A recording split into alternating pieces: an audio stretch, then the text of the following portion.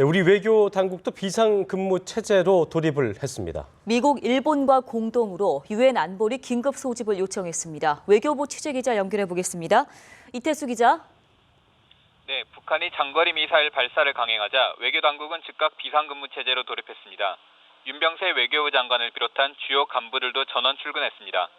특히 우리 외교부는 안보리 상임이사국인 미국, 비상임이사국인 일본과 함께 유엔 안전보장이사회 안보리 긴급 소집을 요청했습니다. 미국과 일본의 회의 개최 요청서에는 비이사국인 한국도 뜻을 같이 한다는 내용을 명시해 세 개 나라가 공동으로 요청하는 형식입니다. 안보리 긴급회의는 의장국이나 이사국의 요구가 있으면 언제든지 소집되고 이사국이 아닌 유엔 회원국도 국제평화와 안전을 위협할 중대한 사안이라고 판단되면 소집을 요구할 수 있습니다. 우리 외교당국으로서는 북한이 안보리 대응을 미리 계산하고 도발한 만큼 북한의 예상에 들어맞는 제재는 실효성이 없고 북한이 예상하지 못한 강력한 제재가 이루어져야 한다는 입장입니다.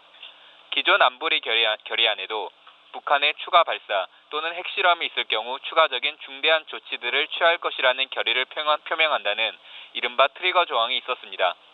특히 기존 안보리 결의는 북한에 대해 탄도미사일 기술을 이용한 어떤 발사도 금지하고 있어 이번 발사는 명백한 안보리 결의 위반입니다.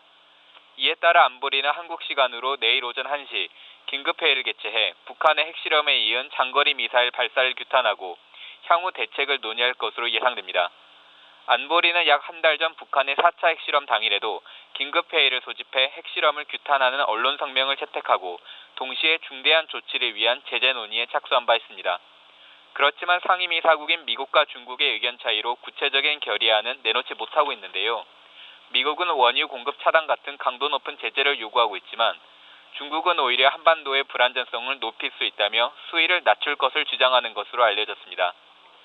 이에 따라 장거리 미사일 발사 이후의 유엔 안보리 제재 결의 논의에서도 핵심 당사국인 미국과 중국 간의 제재 수위를 놓고 치열한 논쟁이 계속될 전망입니다. 이 가운데 북한 육자회담 우리측 수석대표인 황중국 외교부 한반도평화교섭본부장과 미국 측 성김 대북정책특별대표도 오늘 오전 10시 10분, 약 25분간 긴급 전화통화를 가졌습니다.